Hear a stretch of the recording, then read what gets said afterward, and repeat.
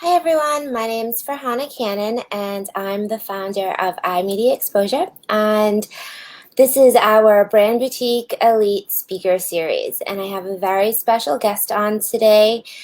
We have Christine McKay. She is the founder and CEO of Venn Negotiation, and I'm going to introduce her and bring her on now.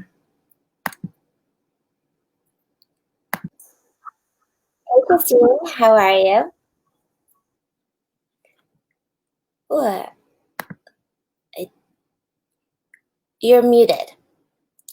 Good morning. How are you? Good, how are you? I'm doing great.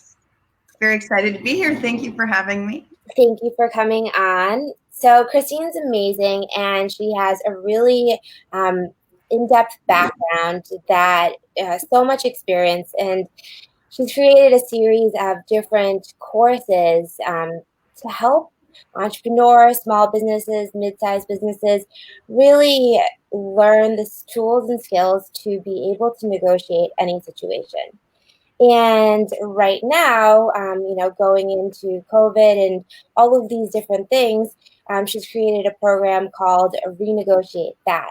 So we'll talk a little bit about that throughout the series today, and she'll give us some really amazing tips on how you can effectively negotiate contracts, renegotiate different areas in your personal and business life. But let's get started. Christine, tell us a little bit about you and how you got started in this. So I have an unusual story, I suppose. Well, not I suppose, I do have an unusual story. So I was an unwed teen mom and homeless for a period of time. I had 3 kids by the time I was 22, and was on and off welfare for over 8 years, and decided I wanted a different life for myself. And so I made one. And I went back to college and got an associate's degree at Berkshire Community College. And then I was able to get a full scholarship to Rensselaer Polytechnic Institute. And when I graduated as the first full-time student who was also a single mom, I apologize, I live in downtown Los Angeles and the sirens are going. But once I graduated, I took a position with a company called Bell Atlantic, and now that's Verizon. And I started doing international mergers and acquisitions. And I like to joke and say that I helped make the euro possible, because at the time, the euro did not exist, and the European Union was working to create a common currency. And so the governments were selling their state-owned assets and starting to privatize them in order to be able to fund entrance into the common currency, now the euro. And I was leading mergers and acquisitions activities for Bell Atlantic in Eastern and Western Europe, and negotiating with ministers of finance and telecommunications, and working with investment bankers and all of their advisors.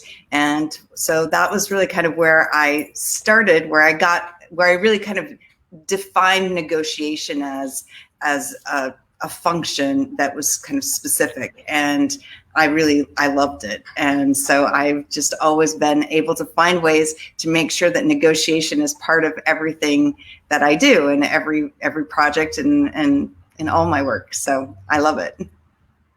So why did you start Venn Negotiation? So I had worked for many years at Deloitte Consulting, and I've worked with almost half, or negotiated with almost half of the Fortune 500. But I come from a very small rural town in north central Montana, and my parents are small business owners, and I have an affinity toward small businesses. And I noticed that a lot of small businesses enter into agreements, and there's a disparity in terms of who has kind of power in the relationship. And so I'm very passionate about helping small businesses level the playing field so that that disparity is reduced and they're able to get better deals, and both from a negotiating with new suppliers and new vendors or new customers, but also renegotiating and kind of reassessing relationships, because a lot of small businesses feel or believe that, well, I signed a contract, so I'm stuck with the contract. And that's actually not true. And so I really love helping them figure out how to be in business more successfully for a longer period of time through their contracts and through negotiating their relationships. Awesome. So you have created, a quiz and all of the structure about different negotiation styles. Mm-hmm. So, what is a negotiation style, and what does that matter, and how does that benefit somebody that owns a business? Sure. So there are a number of different negotiation styles. I've studied everything from DISC to Myers-Briggs to Bank to TKI to you name it. I've studied so many of these tests. And I've also studied, because after I went to Rensselaer and worked in international M&A, mergers and acquisitions, I then had the opportunity to attend Harvard University, where I earned my MBA. And so I also have the benefit and the honor of having studied with some of the preeminent leaders in the field of negotiation through Harvard Business School. And so a lot of the analysis on negotiation style and stuff comes from them as well as other schools like Wharton, Stanford, Cornell, et cetera. So I've kind of broken, so I do have a quiz on my website, and I have broken negotiation styles down to kind of into two kind of core areas. So the first part of it is I describe people as either tradition or modern, and that's really based on kind of how their communication style. So somebody who's traditional, I liken that to somebody who does business kind of in an old-fashioned way, either very heavily focused on relationship and handshakes and kind of more structured, more process oriented in their style of communicating. And so they like meetings, they like that interaction, the connection, and they like to have things kind of structured and planned out in a process. And then modern people who have more of a modern style are frankly quite the opposite of that. They tend to do things kind of more by feel and on gut, based on either experiences or deep knowledge in an area. They don't like a lot of meetings. They like very short communications, things that are very to the point, that they're probably more likely to use text than email, whereas the traditional is more likely to use an email. And then the other part of it is really kind of the core of the negotiation style, which I define them as being a champion, a maverick, a benefactor, or an ambassador. And a champion is a champion for him or herself. So they are all about winning. They like to win, and they will like to win at all costs. Even sometimes if that means it's not in their best interest to agree to something, they will still do it if they think that it's going to allow them to kind of conquer their opponent. That's how a champion kind of sees things. They see the other side of the table or their counterpart as an opponent that to be defeated. And there are times when that's a very appropriate style, when there's no need to have a long-term relationship and you're really working to get a short-term gain. Can be a very effective style. The next style is a maverick, and the majority of Americans are mavericks, over 50% of them. And mavericks negotiate based on their own self-interest, which is slightly different than a champion, because the champion will win at all costs over their opponent. Maverick, they don't really care if their counterparts win or lose. They just don't concern themselves about it. So they want to get what they want and get what they need. They just don't care if you get what you want or need in the process. And so that is also a style that's good for short-term negotiating for short-term gains. The third style is a benefactor, which the benefactor is the exact opposite of the champion.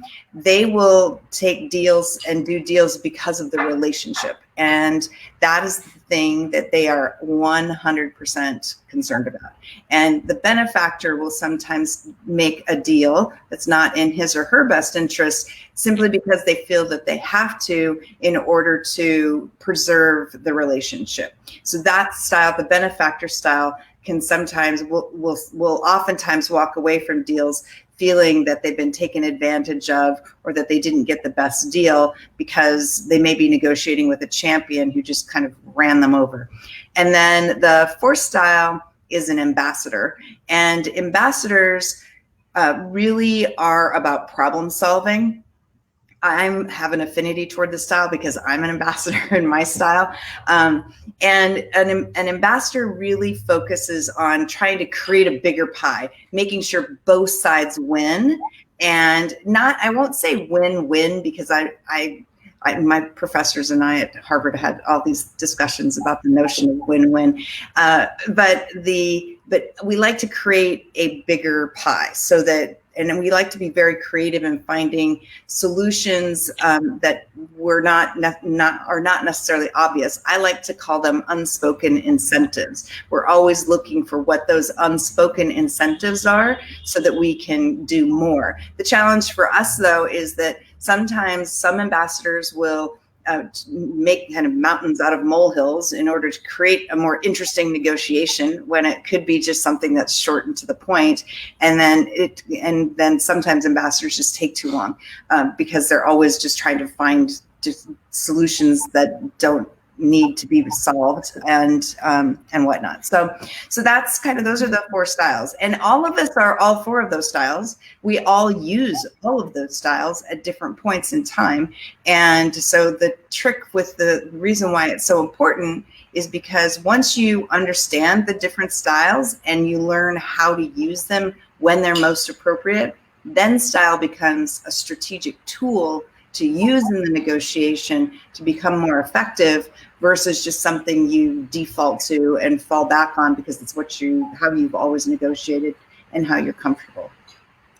Got it. So if anybody wants to find out what their negotiation style is, the link is right there and you can take the quiz and find out what your style is.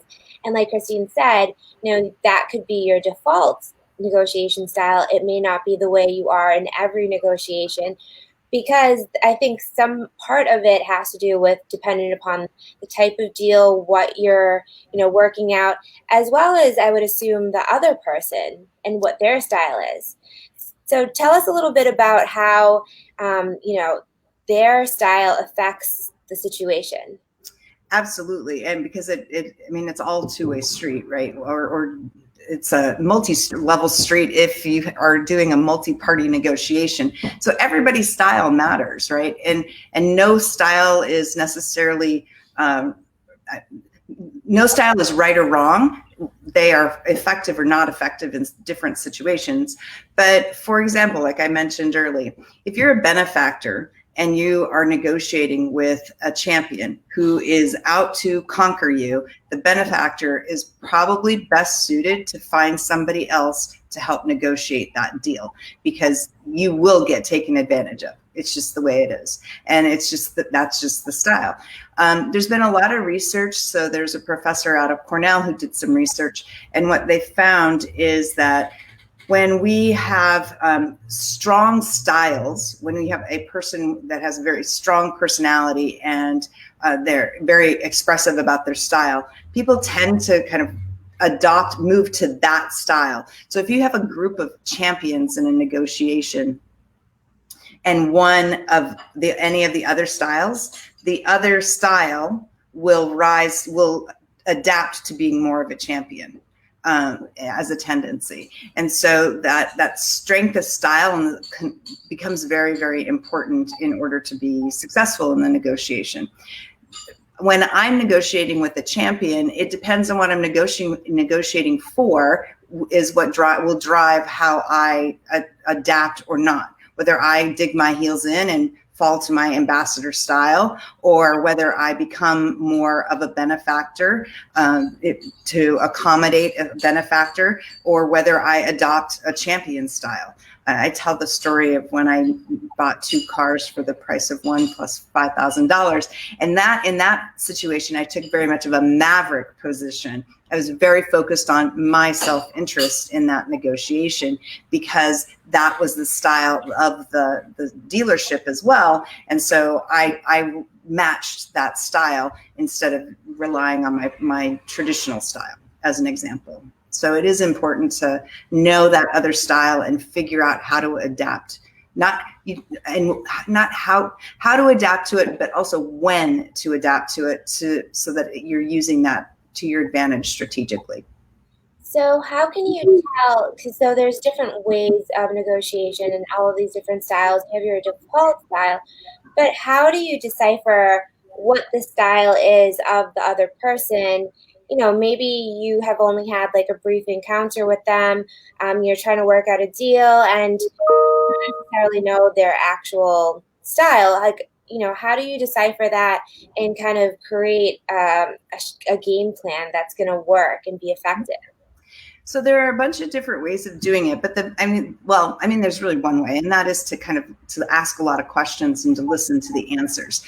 Be observant about how somebody is communicating to you. So, for example, if somebody shoots me a text, I know almost immediately that person tends to be more modern. Though I'm a texter and I'm a traditional negotiator, so you can't just look to one thing.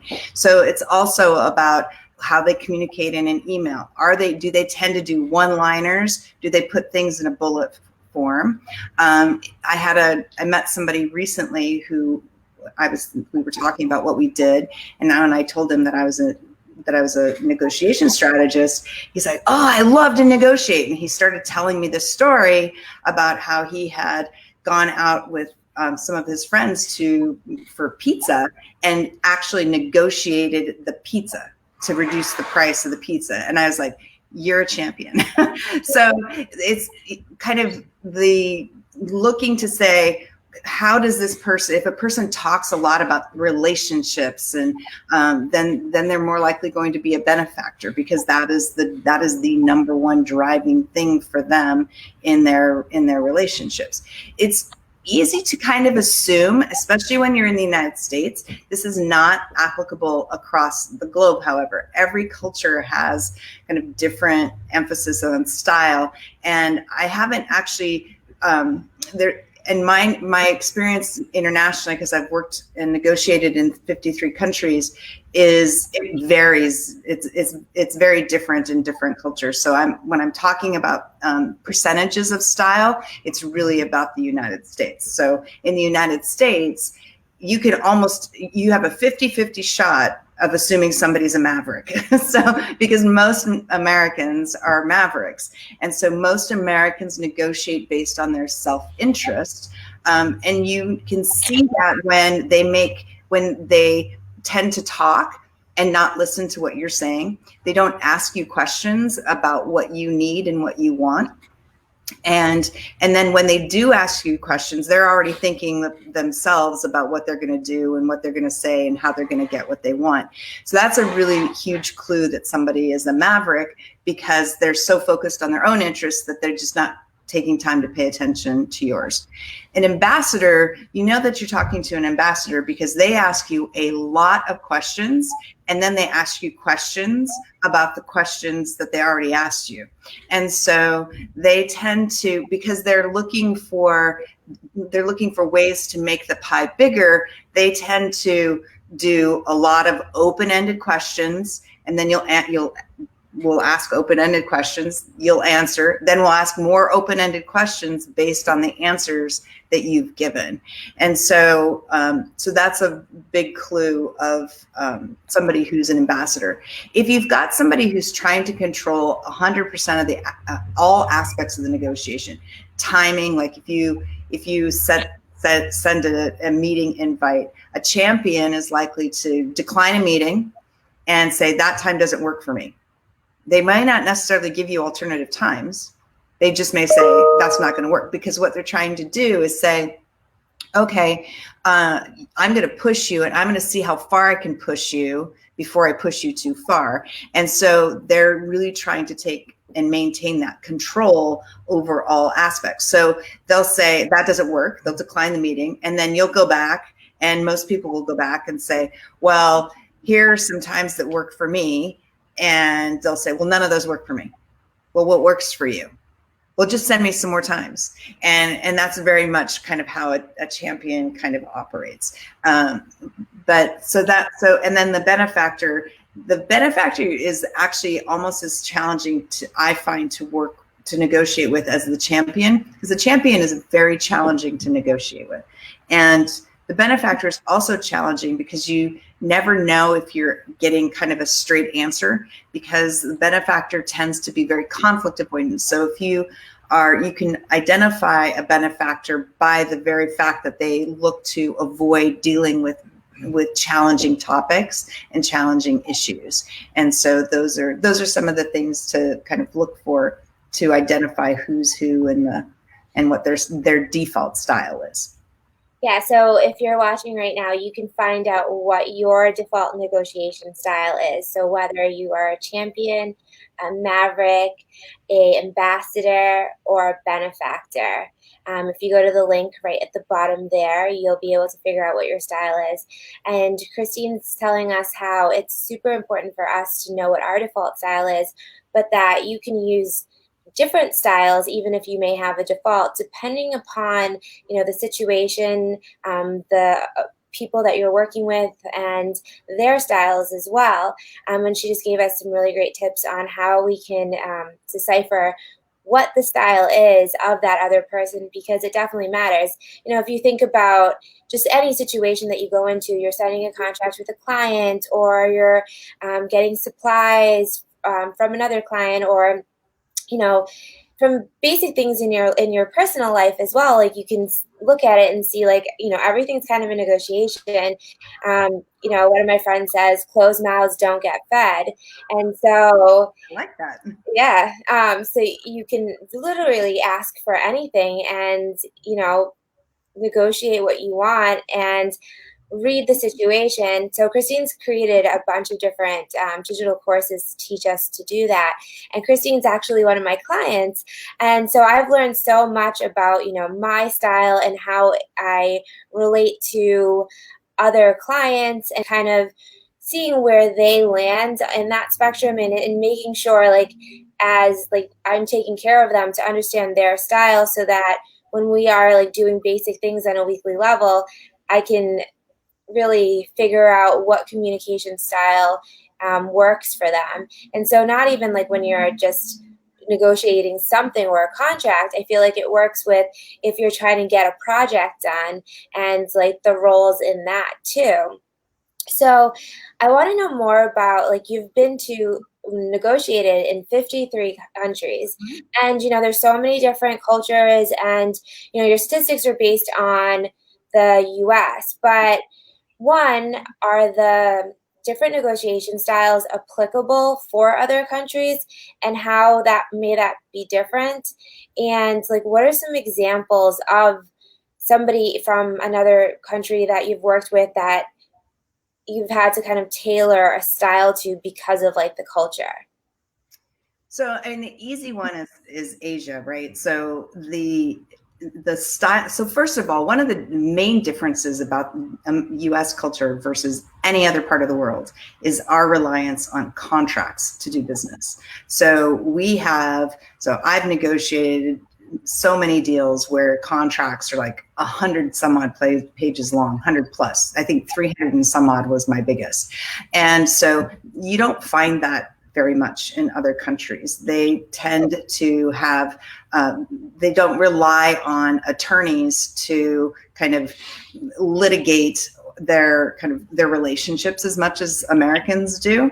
And so that sets a different tone in the negotiation.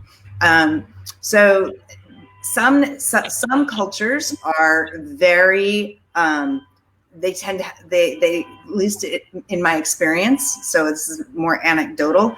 I'm actually working with somebody in Switzerland. We're actually talking about pulling together some stuff on styles related to different cultures, because she is a specialist in dealing with culture. And so anecdotally, there are some cultures that are just much harder to negotiate. They seem to have a higher level of champions in their negotiation style than in other cultures. In Asia, and you have to be very careful. I was on a thing yesterday and somebody started talking about body language, and you have to be very careful in negotiating what to assume that as an American, for an American to assume that another culture's body language is the same as ours, because that's not actually correct. There was research done by a guy named Paul Ekman. There's this great TV show called Lie to Me that is based on his work. And his work is really about micro expressions and how the human being has 8 basic micro expressions that are universal. So that he studied like indigenous tribes in very remote areas and all over he just studied a bunch of different cultures all over the world. And so his work is really informative in terms of negotiating to figure out kind of whether somebody's surprised by something, whether they're happy, they're sad. And so I looked to his work to kind of help with that. I started my negotiation experience when I was at Bell Atlantic. My first projects were all in Southeast Asia. So I worked in Indonesia, Hong Kong, Singapore, Malaysia. And so that was very informative because they have a very different style. First of all, they do a lot more team negotiation. The person who's the decision maker isn't necessarily the person doing all the talking, which is very different than the United States, where the opposite. People kind of think of, where you sit in a room is actually important in negotiation. And in Asia, there's a different kind of culture around where you sit and kind of how you position. Americans think that the decision maker sits at the head of the table, and that's actually not very common. Most of the time, the decision maker sits at the center of the table, so kind of on the long side of a conference room table. And in certain parts of Asia, the decision maker may be sitting at the very end of the table. And so you really have to be, depending on what culture you are negotiating with, you just need to be aware of different styles and different kind of approaches that they have. So yesterday, somebody was saying to me, we were talking about the US and the UK. And I've worked extensively in the United Kingdom and love it. I miss it there so much. And so she's Dutch. And so she is saying that how Americans communicate. So we exaggerate our communication. So we say things like, "That was amazing. That's the best thing ever." Nobody else does that in the entire world.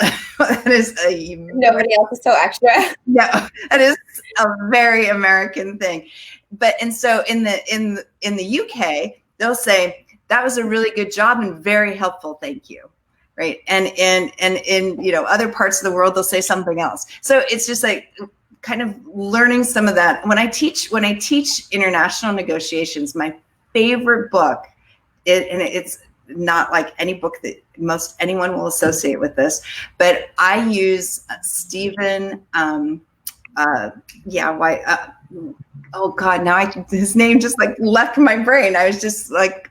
Anyway, it's Steve Ambrose, and it's the book is called Undaunted Courage, and it is a book about the Lewis and Clark expedition across the United States. And Lewis and Clark had to negotiate with 24 Indian tribes, and my dad grew up on one of the reservations of one of those tribes, and so I used that book as a way, because some of those negotiations went very well.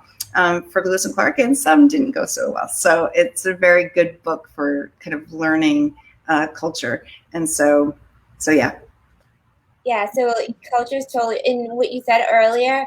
So like people in London, they're not going to be so like, oh my God, that was so amazing. But you can even tell like in their humor is like very dry and flatline. Where like American humor is like all of this up Yeah. and down. Yeah. So yeah, that totally makes sense that like different cultures and even people I think that have strong ties to like they might be American, but if they have like strong cultural influence in who they are, some of that culture might kind of like be a part of that as well. Absolutely. And I think, and one of the things that I think that people outside the United States make the mistake of is they assume that because you're negotiating with an American, you can negotiate the same in New York as you do in Los Angeles or Chicago or New Orleans. And the reality is even within the United States, there are different cultures. Louisiana even actually has a completely separate legal system. They operate under Napoleonic law, which is very different than all the other 49 states. So people who are not from the United States need to be careful not to assume that all Americans are the same, because we're not. So you live in Boston, and my husband and I lived in Boston for quite a number of years. He's from Massachusetts. And I can tell you, there is no way that you could walk into a Los Angeles business in Silicon Beach in Santa Monica and negotiate a deal exactly the same way as you would in Boston or New York. It's like totally different. The vibe is different, and the feel, the things that are important are different. And so understanding the nuances can be very helpful. Yeah, for sure. And even if like you're going to present, so like when I go to speak at different country or cities around the country, Mm-hmm. I may have the same presentation, but I'll definitely have like a little bit of a different style. Even like the way that I dress, like LA will be different than what I'm dressing like in DC to like Miami, just because you want to be relatable and make them feel comfortable and like you really get them. Because if you want to like have a connection and relate or do business with them, you kind of have to understand what their style is and what they're going to relate to. Mm-hmm. Absolutely. Exactly. So everyone, not everyone, but there are a lot of people that are dealing with different areas of COVID affecting them, economically, and they have expenses still. And some people aren't working. Some people are uncertain about their jobs. Mm-hmm. Some people have kind of had to reshift. I have a lot of clients that want to do more things online. So we're right now like hustling to create their digital courses and their virtual events and kind of just reposition them because they can't do face-to-face business right now. Mm-hmm. So, how can negotiation help us in this time, and what can we do to save on expenses or to kind of, move away from like having some distress in this time? And I mean, the big thing is renegotiating. So now is the time to renegotiate key relationships. So I talk a lot in my Renegotiate that live cast, I talk a lot about the .com bubble bursting, right? Because from 2000 to October of 2002, the NASDAQ lost 82% of its value, and only 44% of tech companies that existed in 2000 survived as of October of 2002. So it was a devastating impact on that industry.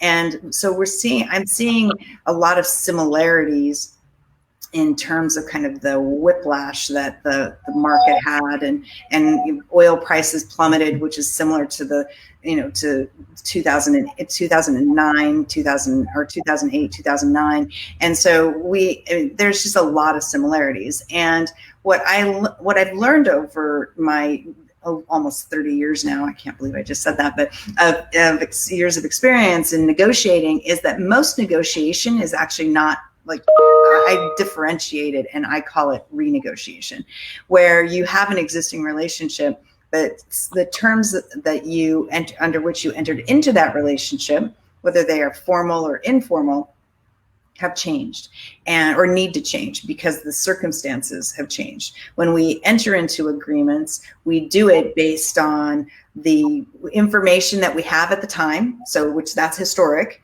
and then what we believe will happen in the future, which is assumptions, right? So we have this historic aspect, and then we have this assumption-based element.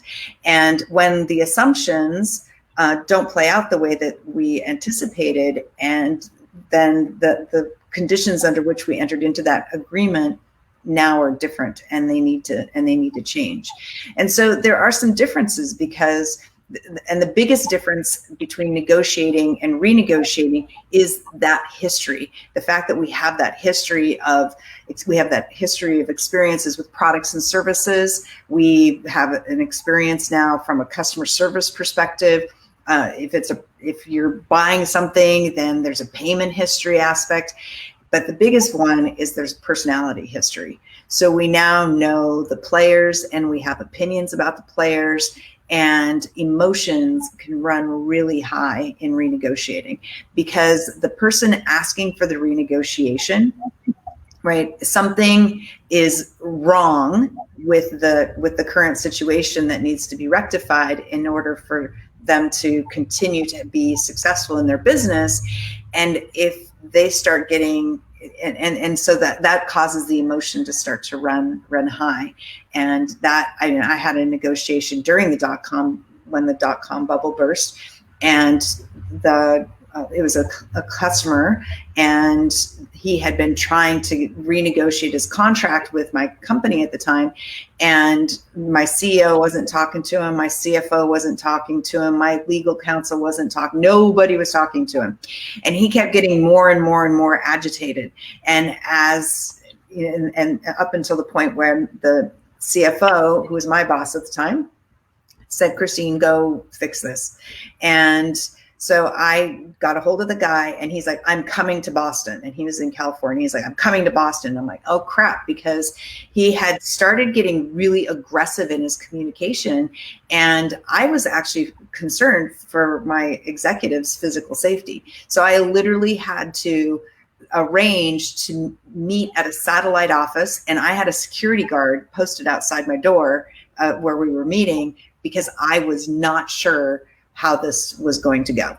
And because his emotions were running so high, because his business was going to go under if he could not figure out how to exit the contract. And so we were able, I sat down and I listened to him, and I threw my executives under the bus in the conversation. And the contract was not a favorable contract to him. I remember leaving, and I said to somebody, I was like, anybody who signed this contract should never have signed it, because it was my executive team were all champions. And so that's how the contract was written. I was like, this is crazy. And so, but we were able to figure it out, and he was able to buy out of the contract, and they were able to continue in business. So what are some, so in that situation, you're saying that they were all champions and it wasn't beneficial to him. What are some ways for us to look at contracts or deals that we're going in? What are some tips so that we can protect ourselves, or, go into a contract where it is in our favor? Mm-hmm. So the first thing is knowing your style, because your style actually has such a huge part to play in terms of how you ask, because how you ask is going to matter. So that's the first thing. The second thing is understand what your rationale is. What is the driver? And if I have another person call me and say, I want to negotiate because of COVID, it's like, no, this is not sufficient. You cannot just say, well, coronavirus is destroying my business, and so that's it. I want to renegotiate. I'm like, no, that's not enough. How? So the rationale has to be, how is the situation impacting you specifically? what is driving? That may be a factor, but was your business having issues before? Was this going to be something? I actually had this conversation just yesterday with a client. So she's a retailer, and it's like, so what have you done? Right she was having issues before, so COVID is going to accelerate kind of the challenges that she was having before, and so she was going to need to renegotiate. So we don't want to just rely on it's just COVID, and so, but you got to know your numbers. If you don't know your numbers and you can't quantify and understand exactly how something is impacting, then you're going to lose the ability to really understand what your options are. Because in a renegotiation situation, an ambassador is probably the best solution to, or best person to put in front of a renegotiation, because renegotiation is all about finding unspoken incentives. It's like unless the deal that you have in place is not working for your counterpart too, you're asking for something, and your counterpart is likely going to feel like they're going to lose. Harvard just released a blog article yesterday, actually, on their Harvard program on negotiation, where they talked about renegotiation. But I was actually really surprised, because the way that they talked about it was kind of negative, that there was that it was only going to be a negative outcome and lead to litigation and all that. And I don't buy that. And that's not my experience. And I've renegotiated hundreds and hundreds of agreements. But but you've got to know your numbers. If you don't know your numbers, you lose the ability to figure out, if I pull here, then where does this go? Right. And that becomes super important in order to be creative, to figure out how to take a negative situation and turn it into something that is either less negative or maybe even positive, depending on what the objectives are of your counterpart. So you got to know your style. You have to know your rationale. You have to know your numbers. And then you have to figure out what you need is going to be impacted on your what the impact is on your counterpart. So I'm renegotiating a commercial lease right now. And the thing is that, landlords have obligations to their banks. They have reporting obligations. They have criteria that they just have different things that they have to adhere to. And one of the things that's super important for a landlord is predictable long-term revenue, right? Because it's a loan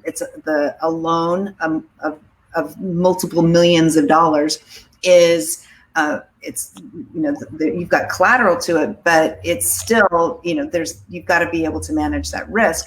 And so that's one of the things they need. So can you add to the back end of the term, kind of all the, kind of thinking about it from that perspective, and what does that landlord need in order to be able to be successful? I talked to a landlord yesterday. They have 143 tenants, and every one of them have called them to renegotiate. And he said to me, he's like, well, has your client, done SBA? Have they, because they have an SBA loan, have they deferred that? Have they applied for PP, the PPP program? I mean, what are the things that they're doing? And you need to be able to articulate those. What are those things that you're doing? Because you can't just say to your landlord, well, no, I haven't talked to anybody. And they're going to be like, well, because they may be a small business too. And so they're impacted as well. You can pick up the phone and you can call your phone companies and get better deals on that. And the thing is that you've got to ask. So that's the fifth thing. So you know your style, you figure out your rationale, you figure out what you know what your numbers are, you figure out how what you need is going to impact your counterpart, and then you have to ask. And this is like a benefactor is not going to ask. They're not only is the benefactor not likely to ask, they're likely to live with the situation and go out of business faster because they're afraid of the conflict. And so they'll just agonize in their own head and kind of try to figure it out on the back end, but they've got to ask. And that asking part is the hard part, because we are worried that we're going to be judged because we're asking to renegotiate whatever the situation, whether it's coronavirus related or not. And we may never, and hopefully we'll never be in a COVID situation ever again, but there will be another massively, something that massively impacts our ability to do business in the future, because there is about every 10 to 12 years, it seems like, at least in my lifetime. And then you can be renegotiating all the time. You should always be reevaluating your agreements to make sure that they work or not.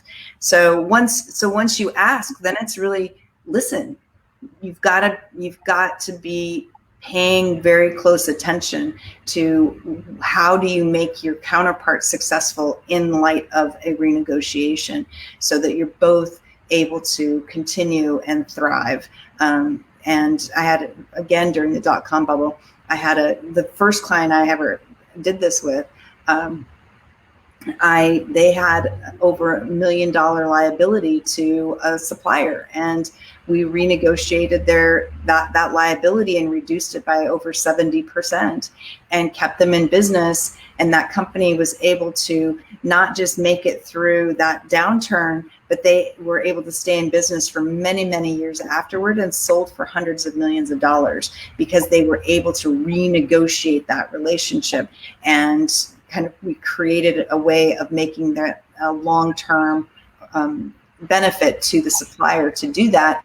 But it took some effort to do it.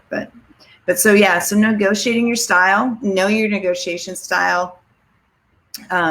Make sure you understand what your rationale is, know your numbers, so that you can figure out what your options are and figure out how it's going to impact your counterpart. Ask, and then listen, and be flexible in terms of what can be done and what can't be done. So thank you so much. That's super interesting. And you can definitely take that in so many different areas of business, your personal life, so that you are in a situation that is beneficial to you and that is workable. Mm-hmm. So there were so many different components, and there's not all of us know how to decipher ourselves or what those styles mean, or what's the how, or how to even make it quantifiable. We might have numbers, and we might have the ask, but to really create this effective strategy, I feel like there needs to be some training around that to really master that. And so earlier, Christine discussed London and how she enjoys that. So she is a English football fan. Yes, I am. Go Arsenal. And she's also an American football fan. I am. Go Dolphins. So she's created this program called Negotiating in the Venn Zone. And in this program, she goes through all of these steps and provides tools for you to really effectively go into any negotiation, be able to have contracts that really work, be able to deal with the different negotiation styles and have the outcomes that you want. So really get what you want from those negotiations. Because, sometimes we go into things and we're a bit blindsided, or we don't have all of the information, or maybe we just don't know how to react to another negotiation style in that very minute. But if you're equipped with all of the tools of understanding yourself and the styles, your counterpart in their styles, the numbers, the how, the ask, and how to quantify that. Imagine how powerful that would be to go into any situation and have this toolkit. So she is her negotiating in the Venn Zone, the football play here that we're doing. She has her first session of that. It's going to be on Friday at 11 Pacific time. And if you go to this link, it will take you to her website, and you can check that out and RSVP for that course. It's a 3-series course that you're going to really learn how to effectively come out and be powerful when you go into any negotiation. She also has another course that's called Renegotiate That, where she'll go into how to renegotiate things. And especially now, if you're dealing with anything going on with COVID, you can utilize that course to figure out how to renegotiate things in your life and save money and say no to bankruptcy if that's what you may be facing. So I have a couple of fun questions. Okay. So my fun question, well, I guess my one fun question is, if you could be a superhero, what would be your 2 superpowers? Oh, my two? I get two of them? Yes. Oh boy. Well, I would actually want to be able to fly and go to the speed of light so that I could travel so much more, because I haven't been to nearly as many places as I want to go. So that would be one. And I would be able to speak all languages. Wow, those are exactly my same too. I mean, I am a stereotypical American. I speak a teeny tiny bit of French, but I really wish that, because where I grew up, we could take French for 2 years, but that was it. And so I didn't have a lot of exposure to foreign language. And so I don't speak a second language. And I am just so envious of people who speak multiple languages. I just think it's such an amazing gift to be able to understand people where they're at, and that is just huge. So those would be my two. I could be able to go anywhere at a snap, a teleportation maybe, so I could do it like that, and then I could be able to speak all languages. Yeah, that's exactly my same. I kind of want to fly, even though that might take long, but I want to be able to fly like really quickly then, because I like the concept of being like feeling that. Yeah, no, it would be so amazing just to like go to any country and be able to communicate, because a lot of people around the world do speak English. It's kind of the language of business, but it's super. If like I could speak when I go to the countries, because it's sometimes frustrating when I'm like, oh man, I just can't do this communication. Like I don't know how to convey my message right now, and I feel bad because I'm in your country and I don't. Yeah. I can't get across what I want. Yeah. So I have to Google Translate for that. Yep.